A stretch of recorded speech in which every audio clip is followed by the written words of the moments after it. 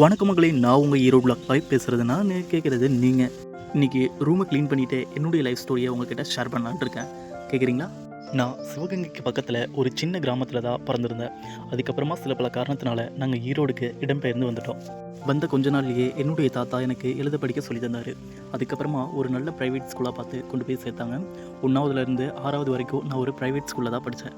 அது வரைக்கும் நாங்கள் வாழ்ந்தது என்னவோ ஒரு வாடகை வீடு தான். இருந்தாலும் கூட்டு குடும்பமாக ரொம்ப சந்தோஷமாக இருந்தோம். அதுக்கப்புறமா 4 கிலோமீட்டர் தொலைவில் இருக்க ஒரு கவர்மெண்ட் ஸ்கூலில் கொண்டு போய் சேர்த்தாங்க. அங்கே 7வதுலேருந்து 12வது வரைக்கும் நான் படித்தேன். இதுக்கு இடையில் என் தாத்தாவுக்கு சொந்தமாக இருந்த ஒரு சின்ன நிலத்தில் நாங்கள் சின்னதாக ஒரு வீடு கட்டி அந்த இடத்துக்கு இடம்பெயர்ந்தோம். இப்போதைக்கு கரண்ட் வசதி இல்லாதனால பக்கத்து வீட்டில் இருந்து கரண்ட்டை கடனாக வாங்கிட்டோம். கட்டத்துக்கு மேலே அவங்களுக்கு மின்சார வசதி பத்தாதனால அதுவுமே இல்லாமல் போயிடுச்சு. அதுக்கப்புறமா 8வதுலேருந்து கிட்டத்தட்ட ஒரு 10வது போகிற வரைக்குமே நாங்கள் விளக்கு வெளிச்சத்தில் தான் படித்தோம். ஒரு வழியாக என்னுடைய தாத்தா அங்கேயும் இங்கேயும் அலைஞ்சு மின்சார கம்பத்தை தெருக்குள்ளே கொண்டு வந்தார். அதுக்கப்புறம் எங்கள் வீட்டுக்கு கரண்ட்டுமே வந்துச்சு. ஒரு வழியாக 10th பாஸ் பண்ணி 11th போயிட்டேன். 11th போன கொஞ்ச நாள்லேயே எங்களுக்கு அனௌன்ஸ்மெண்ட் வருது. 11th இன்னையிலேருந்து, அதாவது இந்த வருஷத்துலேருந்து பப்ளிக் அப்படின்னு அனௌன்ஸ் பண்ணுறாங்க. 11th 12th ரெண்டுமே பப்ளிக்காக எழுதணும். 11th பப்ளிக் எழுதின ஃபஸ்ட்டு செட்டே நாங்கள் தான். 11th 12th ரெண்டுமே எழுதி முடிச்சுட்டு காலேஜுக்குன்னு எங்கே போய் சேர்றதுன்னு யோசிச்சுட்டு இருந்தேன். அப்போது மதுரையில் லா காலேஜுக்கு போய் சேரலாம் அப்படின்ட்டு அங்கே போய் அப்ளிகேஷன் ஃபில் பண்ணி கொடுத்தேன். ஆனாலுமே எனக்கு அங்கே கிடைக்கல. ஏன்னா பர்சன்டேஜ் பத்தலை அப்படின்னு சொல்லிட்டாங்க. வெயிட்டிங் லிஸ்ட்டில் இருந்ததுனால சரி வேறு ஏதாவது காலேஜ் ட்ரை பண்ணலாமேன்னு எங்கள் ஊர்லேருந்து 3 கிலோமீட்டர் தூரத்தில் இருக்க ஒரு காலேஜில் போய் சேர்ந்தேன். அது ஒரு ப்ரைவேட் காலேஜ் தான்.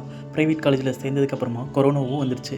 அதுக்கப்புறமா என்னுடைய இந்த காலேஜ் தேவைகளை பூர்த்தி செய்கிறதுக்காகவும் போர் அடிக்கக்கூடாது அப்படிங்கிறதுக்காகவும் நான் பார்ட் டைம் ஜாபுக்கு போய் சேர்ந்தேன். நல்ல வேலை, நல்ல சேலரி அப்படின்னு போயிட்டு இருந்த என்னுடைய யூஜி டேஸை நான் லாஸ்ட் வரைக்கும் கொண்டு போனேன். யூஜியோட ஃபைனல் டேஸில் தான் எனக்குள்ள சின்னதாக ஒரு டேர்னிங் பாயிண்ட் உருவாக ஆரம்பிச்சிச்சு. அது என்னென்னா, இந்த டிஎன்பிஎஸ்சி அப்படிங்கிறது என்னங்கிற வரைக்கும் எனக்கு தெரியும். ஆனால் அது மேலே கொஞ்சம் கூட ஆர்வம் இல்லாதனா என்னுடைய கூட படித்த பசங்களை பார்த்து கொஞ்சோண்டு ஈர்ப்பு ஏற்பட ஆரம்பிச்சிச்சு. அதனால் புக்ஸ் எல்லாம் என்னென்ன அப்படின்னு தேட ஆரம்பித்தேன். தேடினதுக்கப்புறம் எனக்கு ரொம்பவுமே ஹெல்ப்ஃபுல்லாக இருந்தது இந்த அம்மா கொடுத்த லேப்டாப் தான். ஆக்சுவலி நிறைய புக்ஸை நான் கவர்மெண்ட் புக்ஸ் எல்லாம் இதில் தான் டவுன்லோட் பண்ணி படிச்சுட்டு இருந்தேன். இது பொலிட்டிக்ஸ்னு யாரும் நினச்சிக்க வேணாம். ஆக்சுவலி நடந்த உண்மைகளை மட்டும்தான் இதில் சொல்லிகிட்டு இருக்கேன். யூஜி முடித்து எல்லாம் வெளியில் வந்ததுக்கப்புறமா நெக்ஸ்ட் என்ன பண்ணலான்னு யோசிச்சுட்டு இருக்கும்போது சரி எம்எஸ்சி பண்ணலாம், அப்படியே பிஎட் பண்ணிவிட்டு ஏதாவது ஒரு டீச்சிங் லைனில் போயிடலாம் அப்படின்னு நினச்சிட்டு இருந்தேன். சைட் பை சைடு என்னுடைய எம்எஸ்சி டேஸில் டிஎன்பிஎஸ்சிக்கும் கொஞ்சம் கொஞ்சமாக படிக்க ஆரம்பித்தேன். அப்போது 2024 என்னோடய ஃபஸ்ட் அட்டெம்ப்ட் குரூப் 4 எக்ஸாம் வந்துச்சு. அப்போது நான் தமிழ் நல்லாவே ப்ரிப்பேர் பண்ணியிருந்தேன். ஆனால் ஜிஎஸ்சில் எனக்கு கொஞ்சம் தான் தெரிஞ்சிருந்துச்சு. சரி சும்மா அட்டன் பண்ணி பார்க்கலாம் அப்படின்னு உள்ளே போனதுக்கப்புறம் தமிழில் நல்லாவே ஸ்கோர் பண்ணேன். கிட்டத்தட்ட 83 கொஸ்டின்ஸ் போட்டிருந்தேன். அதுக்கப்புறம் ஜிஎஸ் மேக்ஸ் ரெண்டுமே சேர்த்து 40 கொஸ்டின் தான் போட்டிருந்தேன். சரி ஃபஸ்ட் அட்டம் தானே அப்படின்னு விட்டுட்டு அடுத்த ஒர்க்கை பார்க்க போயிட்டேன். எம்எஸ்சியோட ஃபைனல் இயரில் வந்த இன்டர்வியூஸை அட்டன் பண்ண ஆரம்பித்தேன். ஸ்கூல் லைனில் போகணும் அப்படிங்கிறதுனால நிறைய ஸ்கூல்லேயும் நான் இன்டர்வியூக்கு போயிருந்தேன்.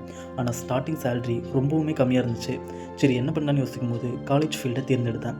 எம்எஸ்சி முடித்ததுக்கப்புறமா ஒரு காலேஜில் இன்ஜினியரிங் காலேஜில் போய் ஜாயின் பண்ணேன். அங்கேயே ஒர்க்குமே போயிட்டு இருந்தேன். அந்த காலேஜில் கொஞ்சம் மென்டல் டார்ச்சர் இருந்ததுனால சரி என்ன பண்ணலான்னு யோசிச்சுட்டே இருக்கும்போது டிஎன்பிஎஸ்சியோட அந்த ஒரு தாக்கம் எனக்குள்ளே இருந்துச்சு. சரி அதை தொடர்ந்து படிக்கலாம், ஏதாவது ஒரு ஒர்க்குக்கு போயிடலாம் அப்படின்னு தொடர்ச்சியாக அதை படிக்க ஆரம்பித்தேன். அப்புறம் என் வாழ்க்கையில் நடந்த ட்விஸ்ட் அண்ட் டர்ன்ஸ் என்ன, திருப்பி நான் டிஎன்பிஎஸ்சிக்கு தொடர்ந்து படித்தேன்னா, டைப்பிங் கிளாஸ் எப்படி போய் ஜாயின் பண்ணேன் அப்படிங்கிறதெல்லாம் வீடியோவோட பார்ட் 2ல் நான் கண்டிப்பாக சொல்கிறேன். நன்றி. நம்ம வீடியோ பிடிச்சிருந்தா மறக்காமல் ஒரு லைக் பண்ணி சப்ஸ்கிரைபும் பண்ணிக்கோங்க.